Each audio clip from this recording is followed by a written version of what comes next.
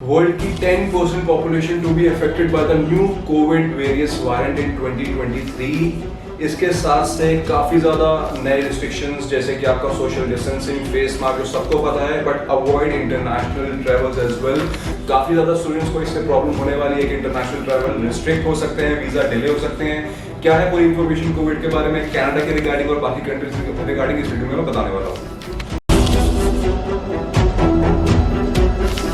Hi guys, welcome back to Path Abroad. अब basically आप सबको पता होगा कि कोविड का दोबारा से हमने सुना है कि काफी ज्यादा बढ़ रहा है, काफी ज्यादा आउटब्रेक हो रहा है, काफी ज्यादा न्यूज में भी दोबारा से आ चुका है। तो official information WHO world health organization के according covid surges globally 10% of the world population to be affected with in next few days. Specifically India, US, Japan, Brazil, Canada, China put on red alert. अब red alert basically तब होता है जब काफी ज्यादा उनकी country के खुद के लोग अफेक्ट होना शुरू हो जाते हैं ड्यू टू इंटरनेशनल ट्रेवल, जो लोग कोविड लेके आते हैं या इंटरनल ट्रांसफर हो जाते हैं उससे। अब इसके रिगार्डिंग काफी ज्यादा बच्चों को, अतः ये स्पेशली वीडियो मैं स्टूडेंट्स के लिए बना रहा हूँ जो इंटरनेशनल ट्रेवल करने वाले हैं कनाडा के लिए, या फिर जिनके वीजा डले हुए हैं मई सितंबर 2023 इनटेक के लिए। तो अब बेसिकली दो सबसे बड़े क्वेश्चन की, अगर कोविड बढ़ता है या जिस हिसाब से इनकी मीटिंग्स हो रही है इंटरनेशनल लेवल पे, आज इंडिया में है, कनाडा में भी 2 दिन बाद मीटिंग है उनके इंटरनेशनल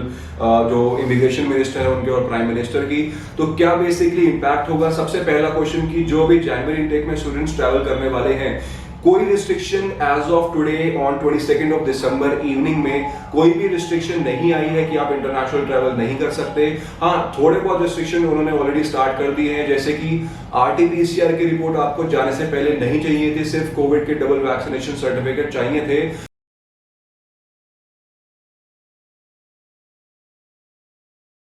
दूसरी चीज ये कि जब आप कनाडा में लैंड करते हैं तो आप जो कोविड वैक्सीनेशन का टेस्ट है, कोविड टेस्ट है बेसिकली, वो वेव ऑफ चल रहा था, कोविड कराने की जरूरत नहीं थी वहां पे टेस्ट, बट अब रैंडम टेस्टिंग कनाडा के इंटरनेशनल एयरपोर्ट्स पे दोबारा से गवर्नमेंट ने स्टार्ट कर दी है। विच मीन्स कि अगर आप रैंडमली सिलेक्ट हुए वहां पे टेस्टिंग के लिए, अगर आपका कोविड पॉजिटिव अगर बाय डिफॉल्ट अगर आया, उस केस में आपको वहां पे एक एड्रेस लिखवाना पड़ेगा कि आप नेक्स्ट 7 to 14 डेज कनाडा में कहां पे आइसोलेट करने वाले हैं। दूसरी टर्म्स एंड कंडीशन ये होने वाली है कि आप जहां पे भी आइसोलेट करेंगे वहां पे कोई भी सीनियर सिटीजन या माइनर 18 से कम का बच्चा या इंसान वहां पे नहीं रहना चाहिए, और आपका जो रूम होगा वो separate room with attach kitchen, attach washroom होना चाहिए, तभी आपको वो अलाउ करेंगे। अब टेक्निकली चाहे आप अपने फ्रेंड्स के यहाँ रहने वाले हैं, आपने एयरबीएनबी बुक कराया है, होटल बुक कराया है, या कोई भी आपके अकोमोडेशन है, आपको यही बोलना है कि हाँ मेरा separate room, attach washroom and kitchen है। इन केस आप कोविड पॉजिटिव आते हैं या नहीं भी आते तो भी आप ये उनको बता सकते हैं। अब ये बताना इस तरीके से होता है कि आपकी जब भी फ्लाइट है, आपकी अभी काफी बच्चे आजकल फ्लाई कर रहे हैं, तो एक अराइव कैन ऐप है जो आप एंड्रॉइड और आईफोन के जो प्ले स्टोर होते हैं वहां से डाउनलोड कर सकते हैं। उसमें आपकी पूरी information regarding your flight, seat number, कौन सी यूनिवर्सिटी है, कहाँ रहने वाले हैं, कहाँ लैंड करेंगे, कितने टाइम के लिए जा रहे हैं, ये सारी इंफॉर्मेशन आपको वहां पे डालनी पड़ेगी आपके कनाडा लैंड करने से पहले उस ऐप के अंदर, ताकि आपके पहुंचने से पहले आपकी सारी इंफॉर्मेशन वहां पे डेस्क पे अवेलेबल हो। और कैसे आपको वो ऐप यूज करनी है ये मैंने आपको एक बहुत पहले वीडियो में बता रखा है, आप वहां पे जाके चेक कर सकते हैं, पूरी ऐप की डिस्क्रिप्शन में अवेलेबल है। तो गाइस, दूसरा सबसे बड़ा एक क्वेश्चन मार्क जो काफी बच्चों के माइंड में आ रहा है कि अब क्रिसमस न्यू ईयर की ऑलरेडी छुट्टियां चल रही हैं, काफी यूनिवर्सिटीज बंद हो चुकी हैं 22 ऑफ दिसंबर से, and they will reopen on 4th और 6th ऑफ जनवरी। और इस टाइम पे एम्बेसी भी थोड़ा सा लाइट वर्क करती है, बैकलॉग बहुत ज्यादा, ऑलरेडी डिलेज चल रहे थे, बट हाल फिलहाल में हमने पिछले 1 महीने में देखा था कि वीजा 20 से 25 दिन के अंदर प्रोसेस हो रहे थे, स्टूडेंट वीजा इन पर्टिकुलर। अब गोइंग फॉरवर्ड अगर कोविड बढ़ता है तो बाय डिफॉल्ट उनके इमिग्रेशन मिनिस्टर ने हालांकि ये कहा है कि वो इंपैक्ट नहीं करेगा वीजा डिसीजंस के ऊपर या फिर उनके डिले होने के ऊपर, बट टेक्निकली जितने बैकलॉग है और अगर कोविड बढ़ता है और रिस्ट्रिक्शंस अगर इंक्रीज होती हैं तो आप एक्सपेक्ट कर सकते हैं कि जो आपका प्रोसेस टाइम अभी 25-30 डेज का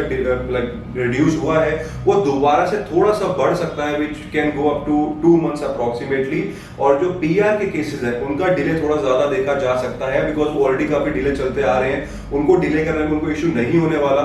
स्टूडेंट वीजा के केस में वो प्रायोरिटी रखेंगे क्योंकि स्टूडेंट्स के इनटेक होते हैं जनवरी में एंड सितंबर, पिछले 2 साल में हमने काफी क्यूज देखा था कि स्टूडेंट्स के इनटेक मिस हो रहे थे, उनके फीस फॉरफीट हो रही थी, ऑनलाइन पढ़ रहे थे, पढ़ने के बाद वीजा रिजेक्ट हो रहे थे। तो इस सब को अवॉइड करने के लिए स्टूडेंट वीजा प्रायोरिटी पे होंगे हालांकि प्रोसेस, बट अगर कोविड बहुत बड़ा तो 15-20 दिन 1 महीने का डिले एक्सपेक्ट किया जा सकता है। तो अगर मैं कोविड केसेस की बात करूं, एज ऑफ टुडे ऑन 22 दिसंबर 2022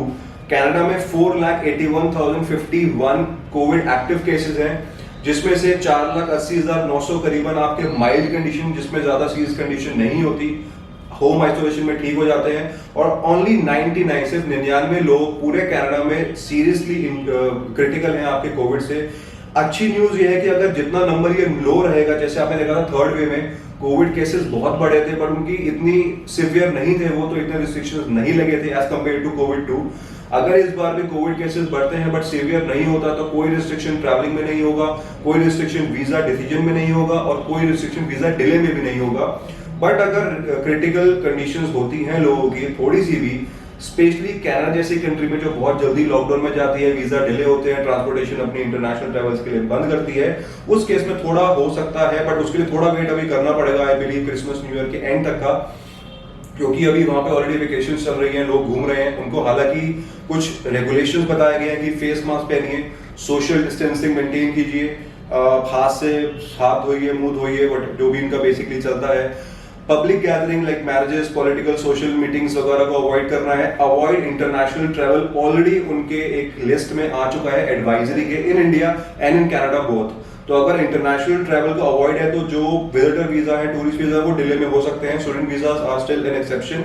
और कंसल्ट योर डॉक्टर अगर कोई सिम्टम है, कोविड वैक्सीनेशन अपनी डबल डोज लगवाइए, इंडिया में है तो बूस्टर डोज लगवाइए, और जो आपकी अप्रूव्ड वैक्सीनेशन है कनाडा में वही आपको लगवानी है, तभी कनाडा आपको एंट्री देगा, अदरवाइज थोड़ा इशू को एंट्री करने के टाइम पे हो सकता है।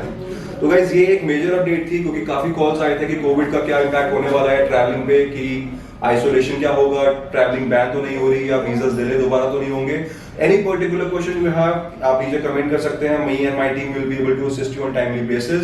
ऑफिशियल इन्फॉर्मेशन जितनी थी मैंने आपको इस वीडियो में दी। इसके आगे जो उनकी मीटिंग्स है, जैसे इंडिया में आज शाम को हमारी गवर्नमेंट की, मोदी जी की मीटिंग है, कनाडा में शायद 2 दिन बाद वो मीटिंग उन्होंने रखी है, तो जो भी ऑफिशियल इन्फॉर्मेशन आएगी दोनों कंट्रीज की या दूसरी कंट्रीज यूके, ऑस्ट्रेलिया, जो भी जैसे भी आएगा इंटरनेशनल ट्रैवल स्पेशली स्टूडेंट्स के लिए, मैं आपको बताता रहूंगा। Thank you very much for watching this video and stay safe.